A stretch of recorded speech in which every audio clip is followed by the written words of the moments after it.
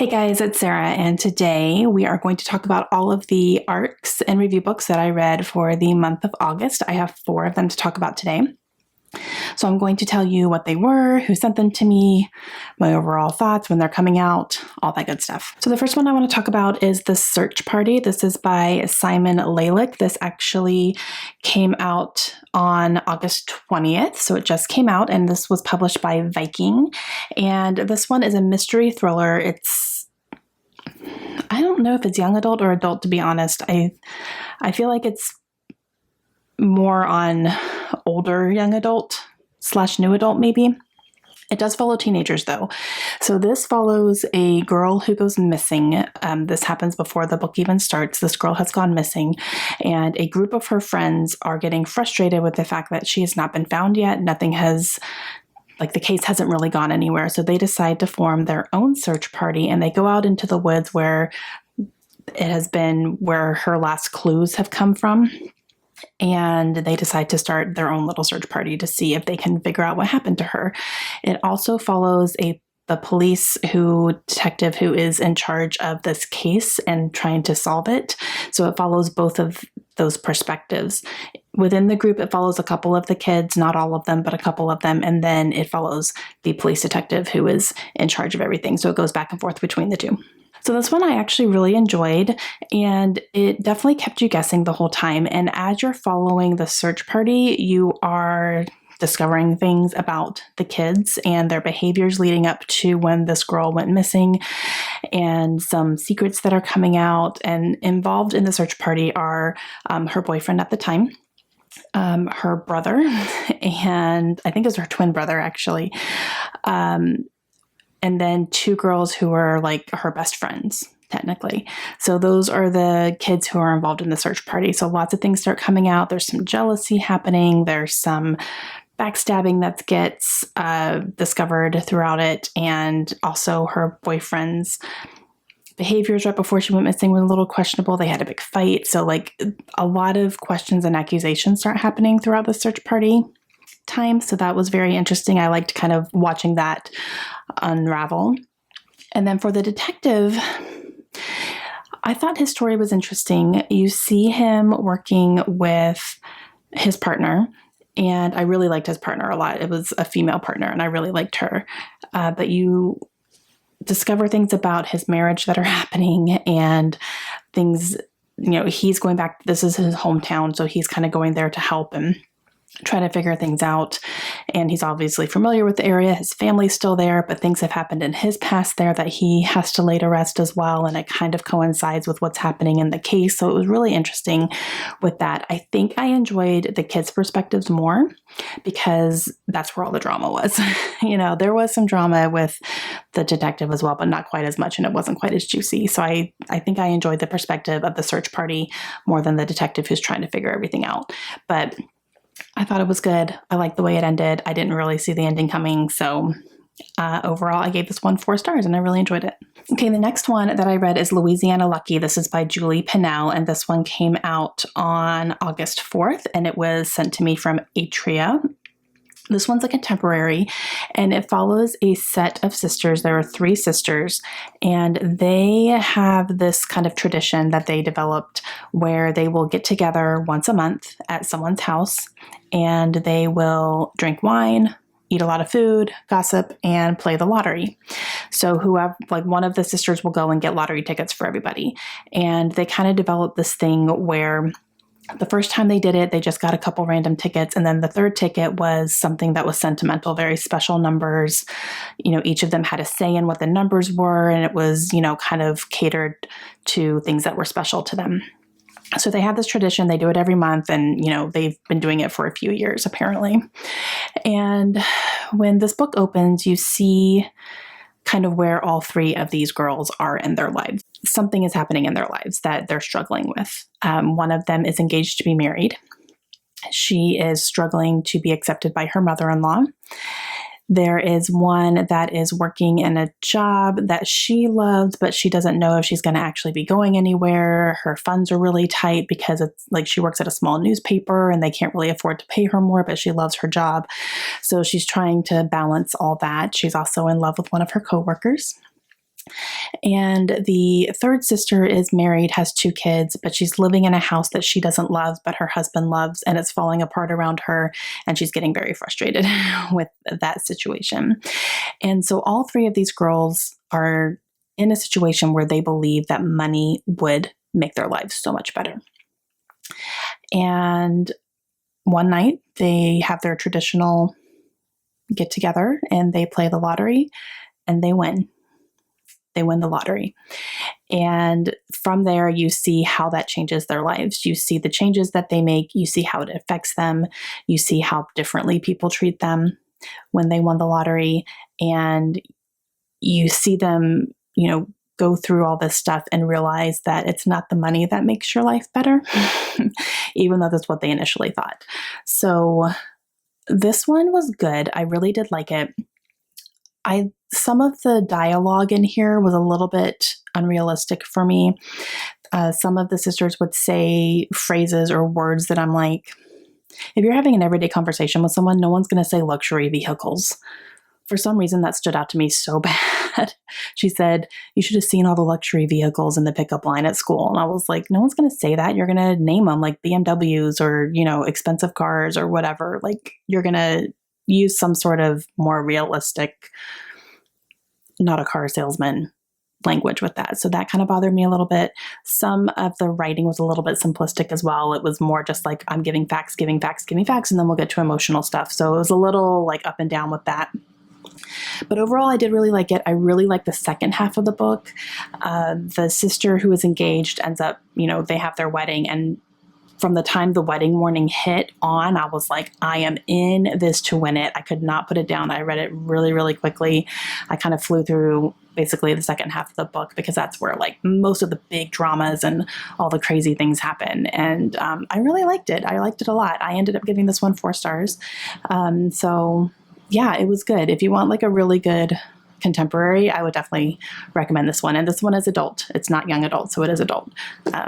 But yeah, it was good. Okay, so the next one. The next one I read was No Offense. This is by Meg Cabot.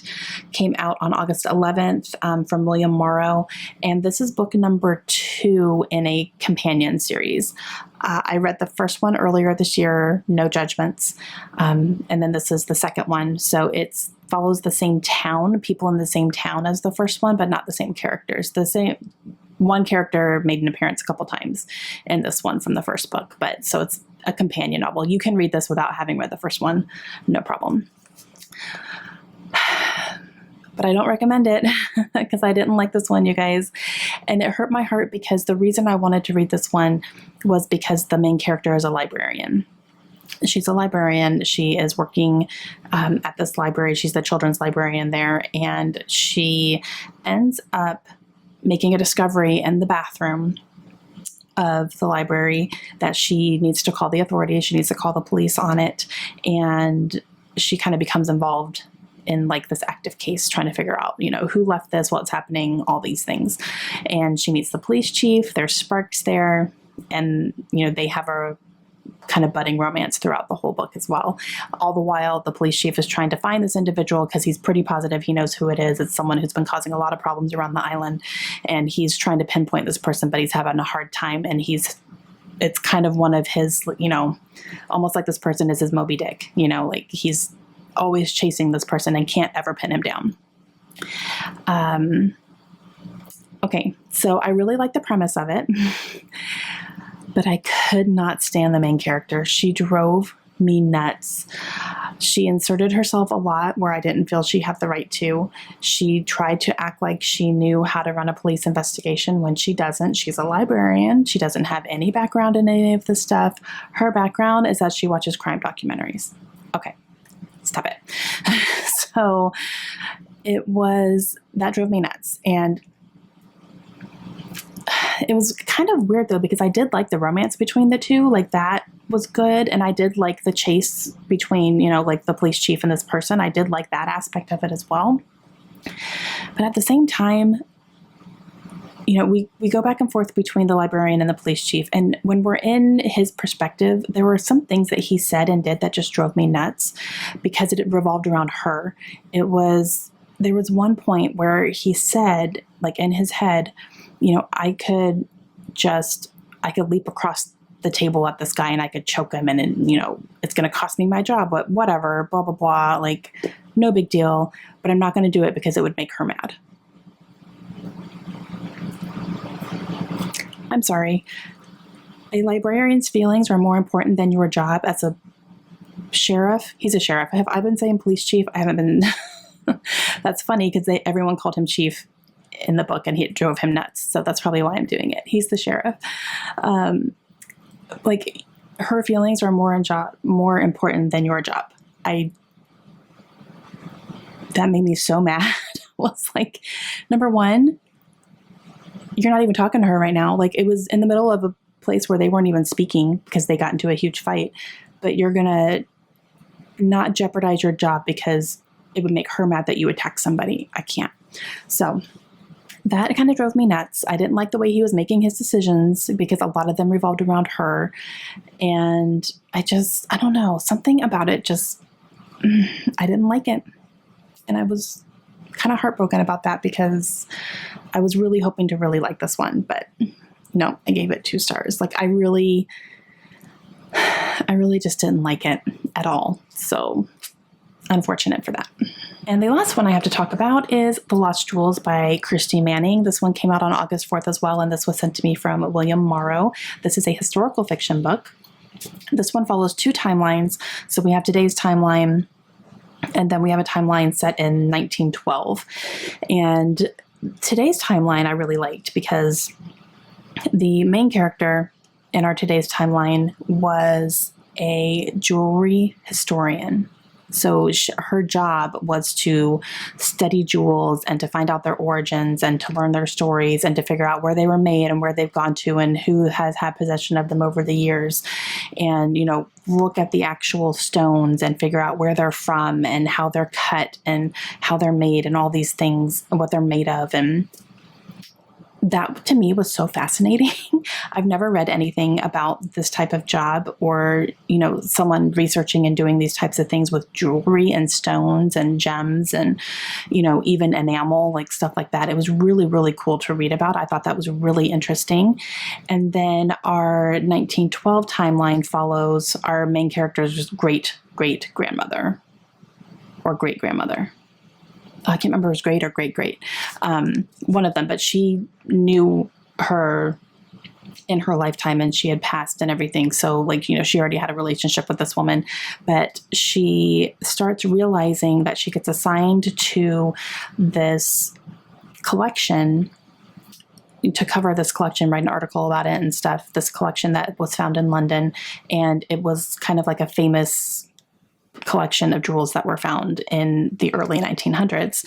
And it turns out that her family has connections to this. Like, they own some of the pieces and all that. So you're going back and forth and you're seeing her tie this all together. And then you're seeing the 1912 when the jewels were found and what happened and what caused all these things to happen. And it all kind of comes full circle for our main character. So I really, really liked that. There were also a few chapters that went even further back to the origins of the jewels, which I thought was kind of cool. And they weren't super long, so it didn't really take away from the story at all. I think if it had gone more into that, it would have taken away from the other 2 timelines, but they were just like little snippets here and there of a few pages of the origins of the stone. So I really liked that too. I thought that was a good addition. And I really liked a budding romance that happens in the present day. I really liked that. And food descriptions in here. This book will make you hungry. I mean, she travels around, so she goes to different countries and stuff. And then there are definite scenes where she's sitting down and eating and the food is described in detail and it will make you hungry. That was fantastic. I really liked that. So yeah, I really, really enjoyed this. I thought it was really well done. I really liked it. It's not super long and I gave this one 4 stars. Okay, guys, so those are all of the arcs I have for the month of August. So if you're interested in any of these, I will leave all of them linked down below. I'll have the Amazon links down below so you guys can go and check them out if you want. I will also leave Book Depository in case there's anyone international who wants them, or if you just want a UK cover instead of the US cover, either one, whatever you guys want to do. I'll leave both of those linked down below, so make sure you go check them out. Huge thanks to all the publishers for these free early copies. I appreciate them so much, and I hope you guys enjoyed it. Let me know if you have any questions, and I will talk to you guys again soon. Have a great day.